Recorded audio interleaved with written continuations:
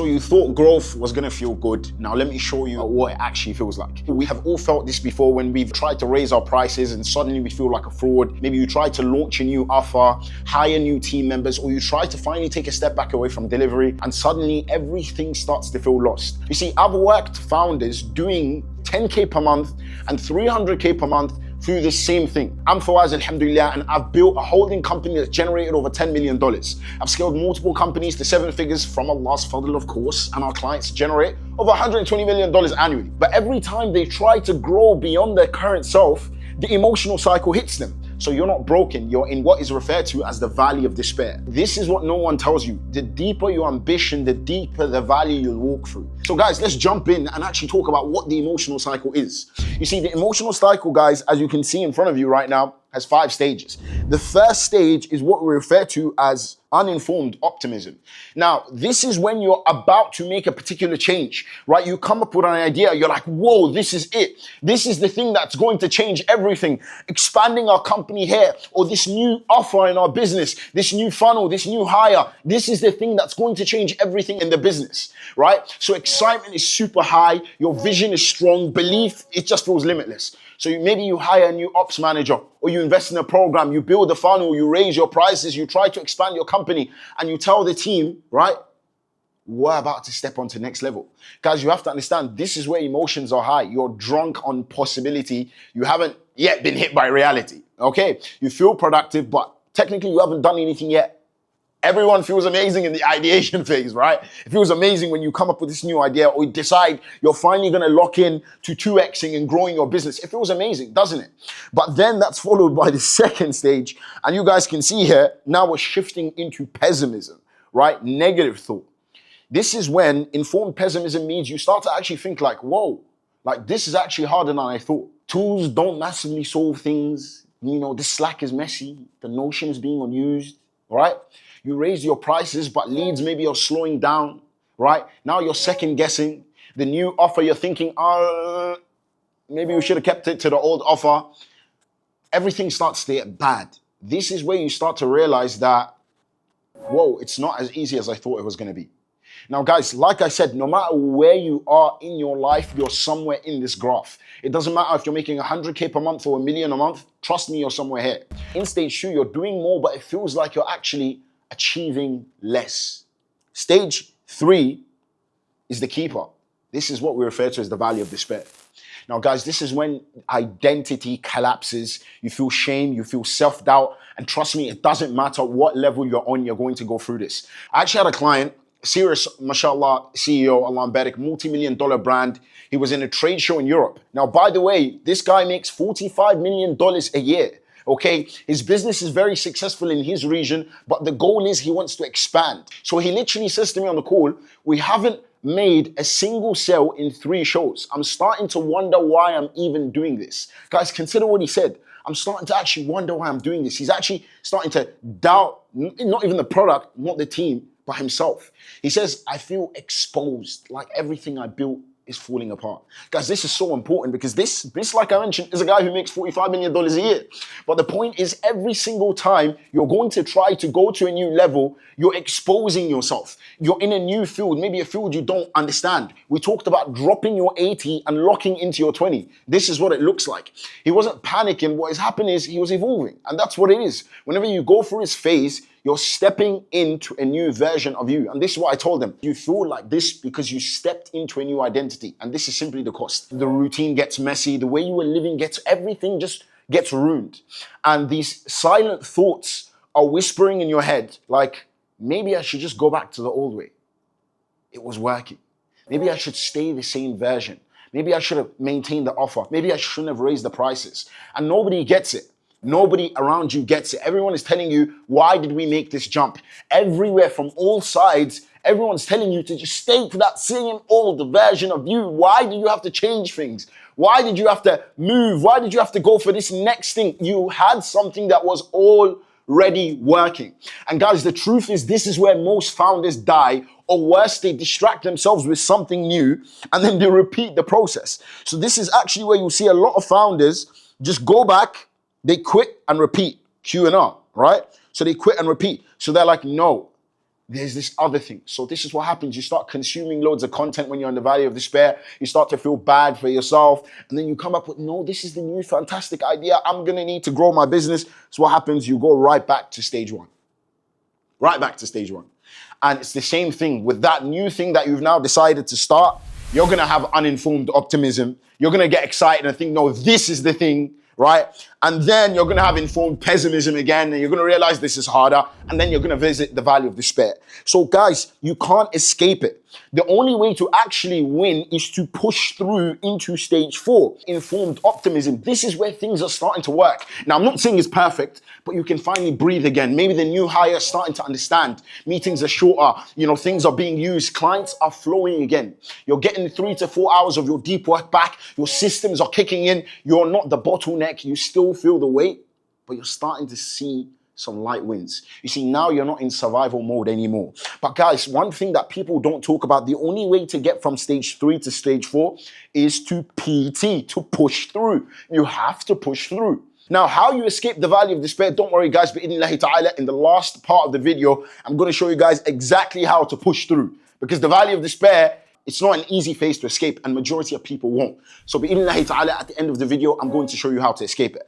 But if you push through long enough, stage 4 goes to stage number 5, which is success and fulfillment. This level feels like home now. So now things are running effectively. The leads are coming back in. The business idea you had initially, where you were initially excited from stage 1, it starts to become exciting again. It's like, finally, it worked. This used to be the goal. Now it's our baseline.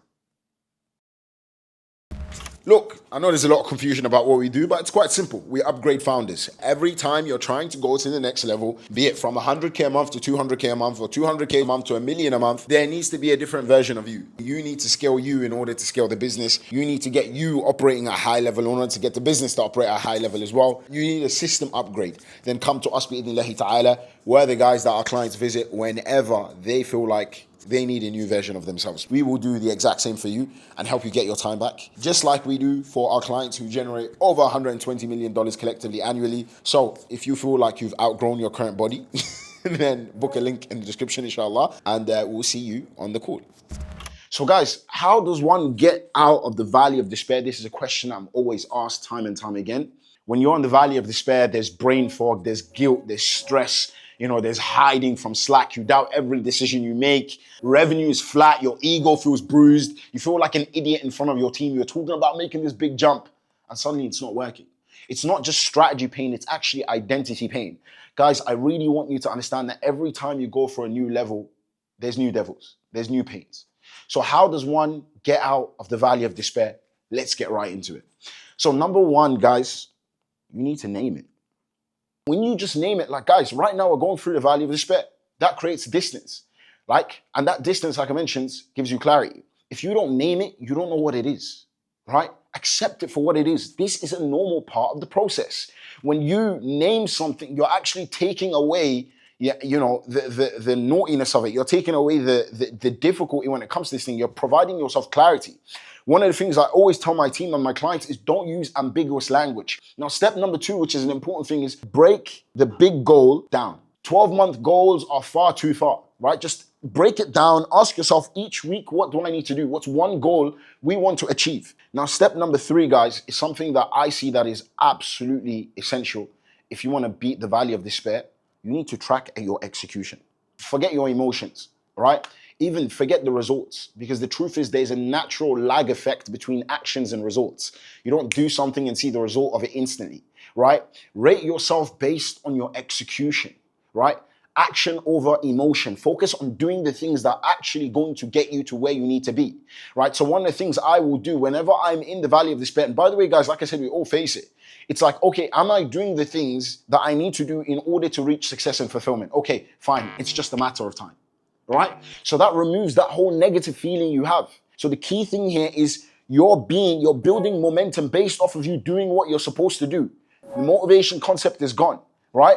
The score over the story. Forget your emotions, focus on your execution. Now, step number 4, guys, is surround yourself with structure and belief. I can't tell you how important this is. You need someone on the journey who understands the valley of despair, who's able to get your mind in a healthy place to get you to where you need to be. I always tell my clients, don't run when it gets hard. This is the chance. We live in the fire. I repeat it to my team all the time. We live in the fire. We live here. We live in discomfort. If we're uncomfortable, it's exactly where we're supposed to be. Before the jump, there's always going to be a what? There's always going to be a dip. It's a natural phase of life. So we live in discomfort, which means success is just around the corner. How close is that corner? We don't know. It's a natural phase of life. One thing you have to understand is it's hard to change. And that's exactly why we are there for the process. We help our clients become a new version of themselves. Because with every new version you need to achieve, difficulty has to come. Now, guys, step number 5 is one of the most important things, right? You need to reconnect with your why. Why are you doing this in the first place?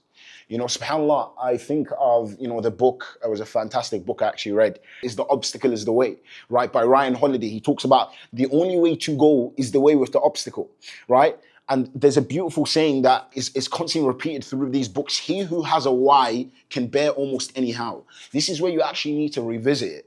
Why are you doing this thing? Because trust me, it can really break you down when you're in the valley of despair. It can kill the confidence you believe you have. And I want to remind you as well, the Prophet ﷺ, when he was stuck in this trench, right, and all of the prophets, his companions are there, they're starving, under siege. And guess what the Prophet ﷺ is doing? He's still smiling. All right, and there gets to a part, and I'll never forget it, where they reach this rock that can't be broken, and they're coming to the Prophet ﷺ, and they're like, we can't break through this rock. And the Prophet ﷺ picks up the axe, and he's smashing it through. And then he's telling them of the prophecies on the future. We're going to conquer Rome. The Muslims have conquered Persia. Can you imagine what that feels like in the moment? The munafiqeen are literally, the hypocrites are literally laughing at the Prophet ﷺ. They're literally laughing at the Prophet ﷺ. Why? Because you can imagine, they are in a trench right now, right? And he's telling them they're going to conquer all of these places. And they've literally said that for the Muslims to conquer what they did from where they were in the desert, it's like Eskimos today conquering America and Russia. You can only imagine how crazy that is. So guys, the point of what I'm trying to get you guys to understand is you have to build the morale in yourself, in your team. The obstacle is the way. Not because it's easy, but because he saw the victory before it arrived.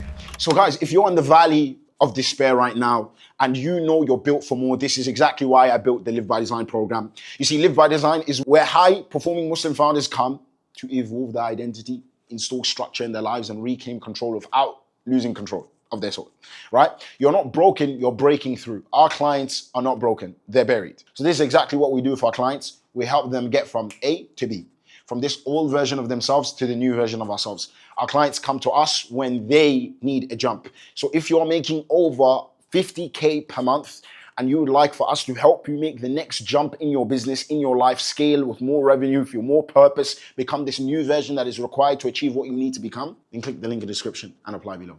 Assalamu alaikum wa rahmatullahi wa barakatuhu. Alhamdulillah.